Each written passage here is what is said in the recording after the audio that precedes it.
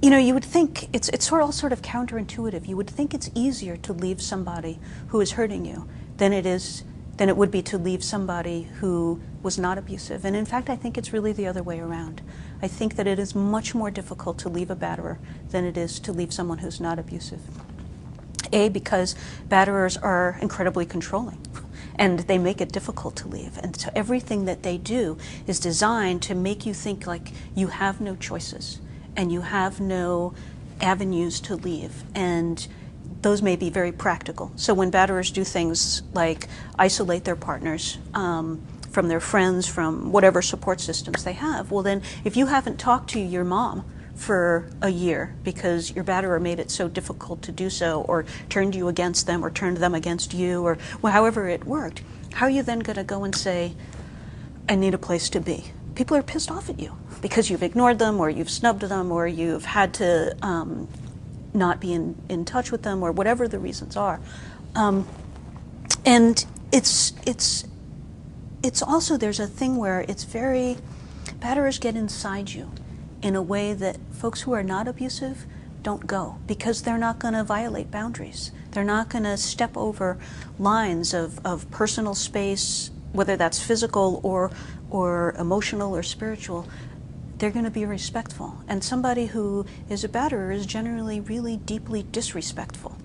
And they may be doing that blatantly, or they may be doing that subtly, but they're going to be in sort of getting inside you in places that they don't belong. And it's my image is, so if you think about a fish hook, and this gets a little graphic, but if you think about how, you know, a fish hook, once it's in there, if you pull, it rips further and it embeds further. And so when you try to pull something out, you do more damage and it hurts more. And that's what having a batterer is like. They sort of get you with fish hooks, and to extricate yourself takes time. And it takes a lot of thinking and feeling and planning in a way that if you're not with a batterer, you can just say, I want to leave. It's not working out. I'm sorry, I've changed my mind. You say that to a batterer, and that's giving them information. And for batterers, information is power. And power is about control for a batterer.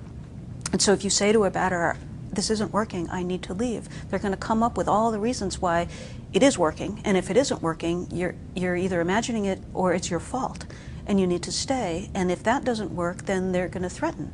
And if that doesn't work, then they're going to be sweet. And if that doesn't work, then they're going to, there's always another tactic. And so it's why it takes 7 to 10 times to actually get out. It's very difficult, both emotionally and practically, to leave somebody who's been abusive.